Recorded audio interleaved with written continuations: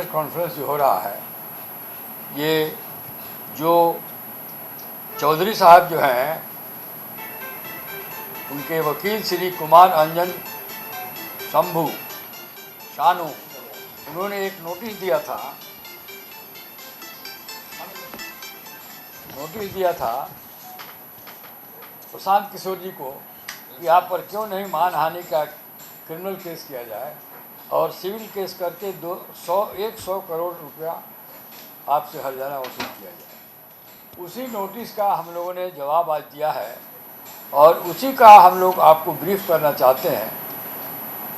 Notice बनाने में, notice के जवाब तैयार करने में किशोर जी का बहुत हाथ है। जितने डॉक्यूमेंट्स है जो फैक्चुअल है, जो मेन नोटिस में, नोटिस का 4 पैराग्राफ जो पहला है, इसमें श्री चौधरी जी जो हैं वो अपनी प्रशंसा, बहुत सारी प्रशंसा की है, तो सबको अपना प्रशंसा करने का अधिकार है, लेकिन उनका चाल चरित्र और उनका कैसा राजनीतिक जीवन बैकग्राउंड रहा है, किस दल में रहे हैं, किस दल में गए हैं, किधर आए, डिफेक्शन किए, वो सब लोगों को मालूम है। फिर भी उन्होंने पैराग्राफ 1 से 4 तक अपनी प्रशंसा की और बाकी पैराग्राफ में मोटा मोटी उन्होंने यही कहा है कि बिना सबूत के प्रशांत किशोर जी ने जो एलिगेशन लगाया है उसको वो प्रूफ करें, और प्रूफ नहीं करेंगे या तो माफ़ी मांगे 7 दिनों के अंदर। ये नोटिस दिया है उन्होंने 23/9/2025 को। आज हम लोगों ने जवाब दे दिया 7 दिन के अंदर, और जवाब में मूलतः 2-3-4 बातें कही गई हैं। पहली बात तो ये बताई गई है कि किस तथ्य और आधार पर उन पर जो आरोप लगाया है 200 करोड़ प्रॉपर्टी खरीदने का, उसका क्या आधार है, क्या डॉक्यूमेंट है, क्या सेल डीड है, उस सबको उसमें दिखा दिया गया है, दर्शा दिया गया है। सबका डिटेल विविध पिक्चर दे दिया गया है। 200 करोड़ का दे दिया गया है, जितना उन पर जो आरोप लगाया गया है। अब उनका क्या कहते हैं, प्रेस में सुनने में आया है कि हमारे पत्नी का नाम है, वो कैसे खरीदी, कैसे, ये हम अभी जांच कर रहे हैं। अरे भाई, पति और पत्नी का जो संपत्ति होता है एक ही माना गया है कानून में। जब आप इलेक्शन में जो एफिडेविट देते हैं तो आपका अपनी पत्नी का, दोनों का प्रॉपर्टी के डिटेल्स में देना पड़ता है। दोनों का प्रॉपर्टी एक ही माना जाता है। उनको ये बताना होगा कि उनकी पत्नी को इतना दौलत कहाँ से आया, क्या प्रोफेशन करती हैं, क्या करती हैं, क्या सोर्स ऑफ इनकम है। केवल अकाउंट में पैसा आ जाना नहीं है एनफ। इतनी बातें, इतना डॉक्यूमेंट हमारे किशोर जी ने प्रेस कॉन्फ्रेंस में एक आप लोगों को एक डॉक्यूमेंट इन्होंने पढ़ के सुनाया है, डिटेल में बताया है कि कैसे कैसे बेनामी फर्जी ज़मीन खरीदी गई है, कैसे पैसा, जैसे उनकी लड़की जब कॉलेज में पढ़ती है तो भी 10-20 लाख रुपया उसके पास आ जाता है, कैसे इन्वेस्ट करती है 34 लाख रुपया। ये सारा बात ये हाईलाइट कर चुके हैं।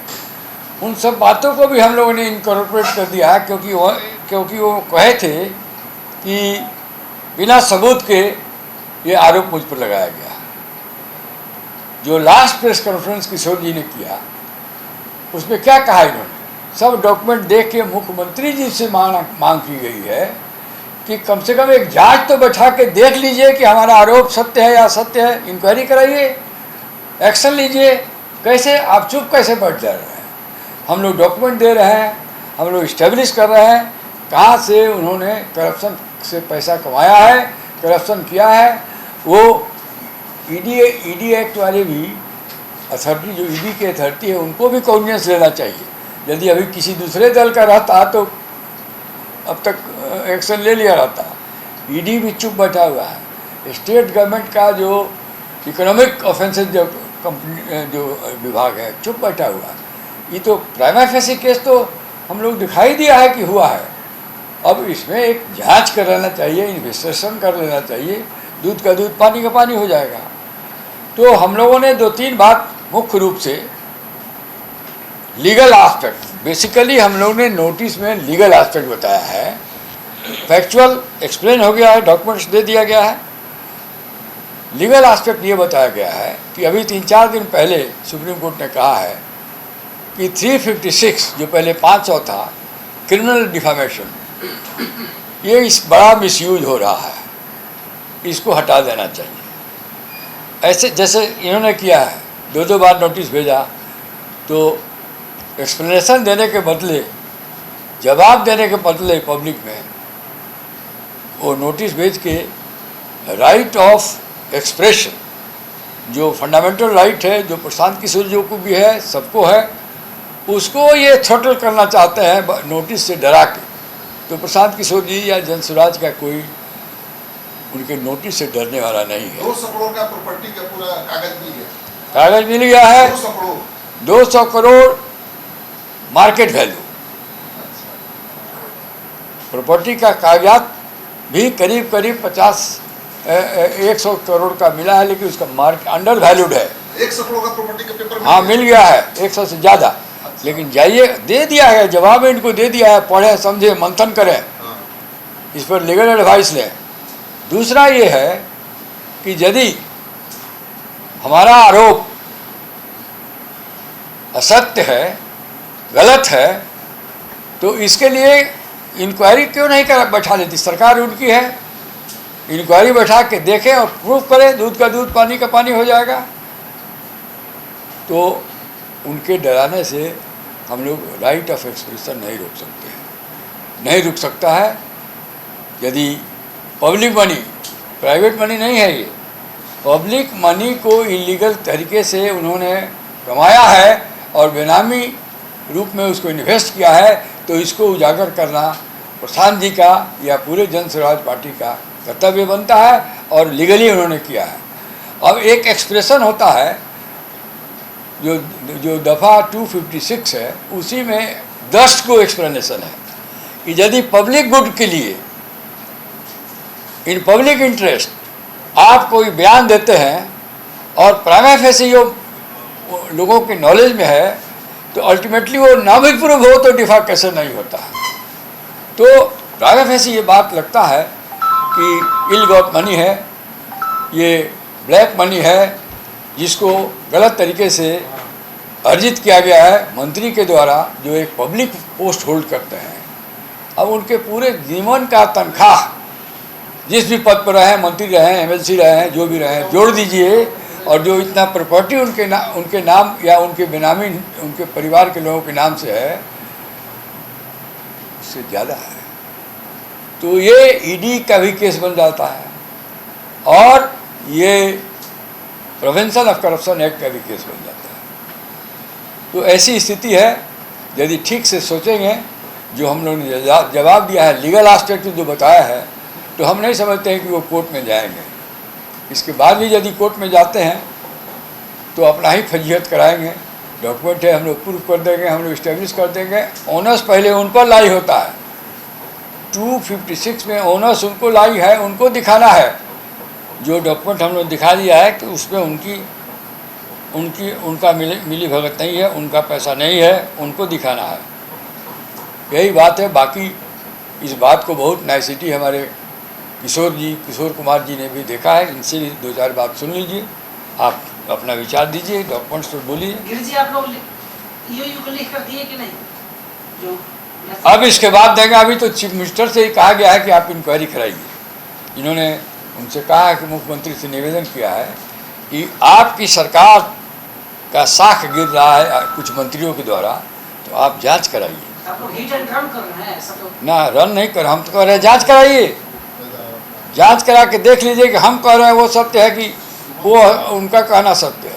तमाम मंत्रियों का कहना था कि ये लोग कोर्ट में क्यों नहीं गए, जब हमारे ऊपर कोर्ट में सरकार को जाना है ना, सरकार का पैसा, पब्लिक का पैसा गया है, हम ही जाएंगे, न जाएंगे वो लोग तो जाएंगे। पहले सरकार का दायित्व बनता है कि पब्लिक मनी का जहाँ गबन हुआ है, पब्लिक मनी इलीगल ढंग से पब्लिक मनी को खाया गया है, चुराया गया है, तो सरकार ईडी का क्या दायित्व है, इकोनॉमिक ऑफेंसेज का क्या दायित्व है? उनको तो सुओ मोटो एक्शन लेना चाहिए इस पर। हम लोगों ने ला दिया है संज्ञान में ला दिया। नहीं जाएंगे अल्टीमेटली तो हम लोग तो कह बच्चों है कि कोर्ट में जाएंगे, हम लोग भी जाएंगे। कल अशोक चौधरी ने कहा है कि मेरे और मेरी पत्नी के नाम से अगर एक भी जमीन के कागजात प्रशांत किशोर दिखा देते हैं तो मैं उनकी गुलामी करने के लिए तैयार हूँ। क्या इन डॉक्यूमेंट्स में जो है उनके नाम से या उनकी पत्नी के नाम से? किशोर जी बताएंगे डॉक्यूमेंट के बारे में। कल अशोक चौधरी ने कहा था कि अगर प्रशांत किशोर जो है वो मेरे अशोक चौधरी के नाम से या उनकी पत्नी के नाम से बेनामी संपत्ति के कागजात दिखा देते हैं तो हम प्रशांत किशोर की गुलामी करने के लिए तैयार हैं। क्या इन डॉक्यूमेंट्स में क्या उन दोनों के नाम भी हैं? संभवी चौधरी किसकी बेटी है? अशोक चौधरी की बेटी नहीं है। गीता केसकर चौधरी किसकी पत्नी है? अशोक चौधरी की पत्नी नहीं है। उसने जो नोटिस दिया है पूरे 100 करोड़ का दिया है।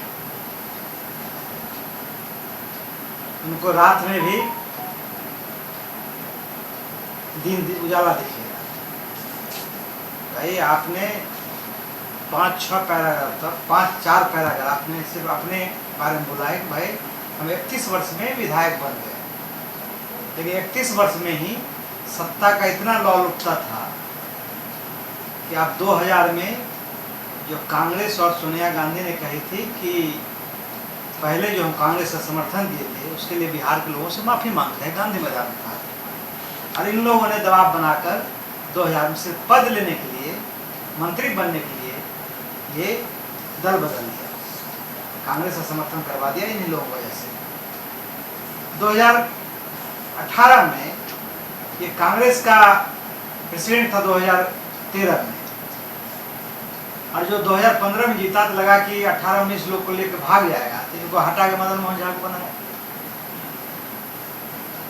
और फिर ये कितने इनका इमेज है कि 4-5 एमएलसी को लेकर ये जदयू में चले आए।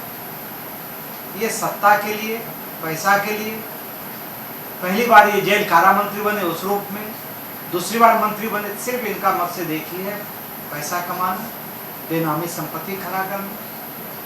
जो योगेंद्र दत्त के नाम से इन्होंने जमीन लिया है वो जमीन 2019 में लेता है और 2021 में वो जमीन अपने बेटी के नाम से लिखा देता है।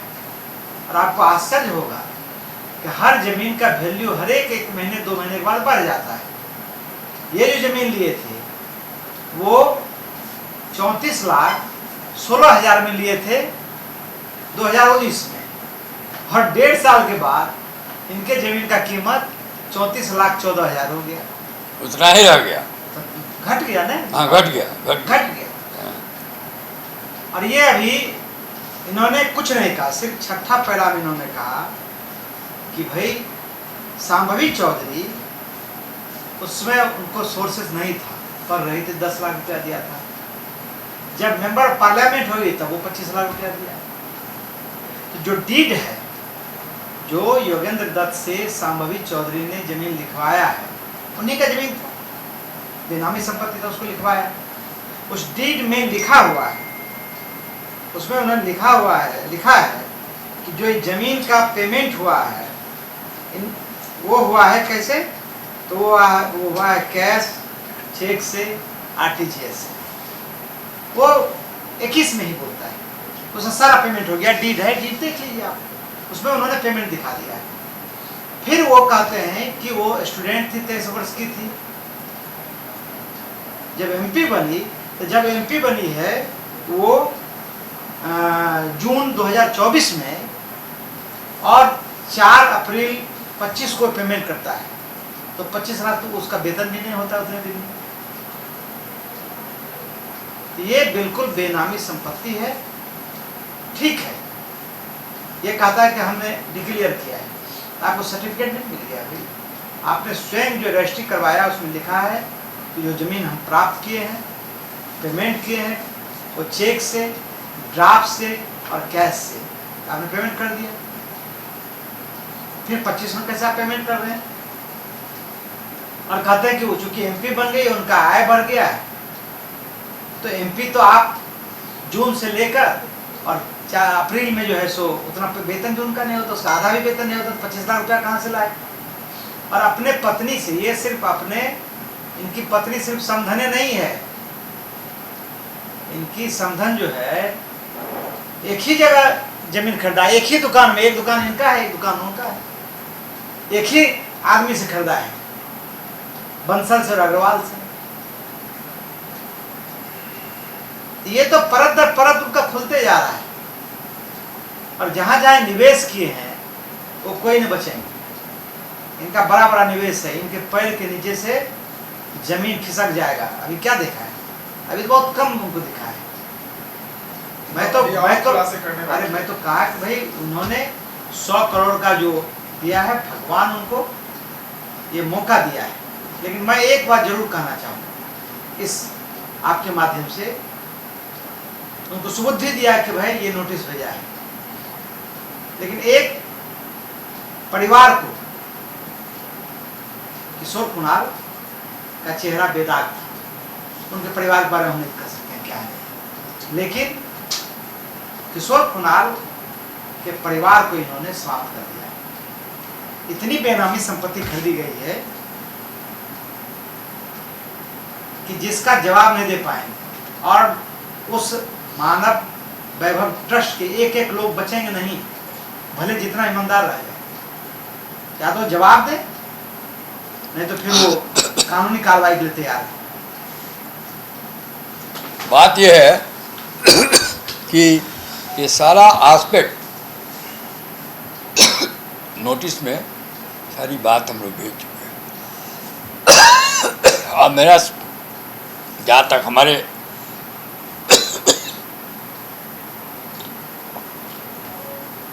समझ में बात आ रही है कि कोई भी अच्छा वकील इस नोटिस का जवाब पढ़ लेगा तो उनको यही सलाह देगा कि जो हो गया सो हो गया, आप घर बैठिए, केस को आगे बढ़ाने की आवश्यकता नहीं है। सम्राट चौधरी उसका जवाब दिया है, कहा है कि जो मेरे ऊपर मर्डर का केस लगा रहे हैं वो हमारे राजनीतिक जीवन से पहले का था और लालू यादव के द्वारा फंसाया गया था। और साथ ही साथ उन्होंने नाम का जो मतलब बदलने की बात कही है, वो कहा है कि हाईकोर्ट ने उसके ऊपर संज्ञान लिया है। इसका जवाब किशोर जी देंगे। इसमें बहुत कुछ लीगल नहीं है, ये पॉलिटिकल बात उन्होंने उठाया है। मर्डर के एक्यूज रहे हैं तो राजनीति के पहले ही मर्डर उन्होंने किया है, तो क्या वो मर्डर नहीं है? क्योंकि उस समय वो राजनीति में नहीं थे। वो कहा कि फंसाया गया। हाँ, नहीं फंसाया गया है वो कह रहे हैं। तो हर मुजरिम, आज तक कोई मर्डरर कहा है कि हमने मर्डर किया है, दोषी है। पहला शब्द मर्डरर या कोई भी क्रिमिनल यही कहता है कि हम निर्दोष हैं, पहला बात। बाकी जो पॉलिटिकल इम्प्लीकेशन है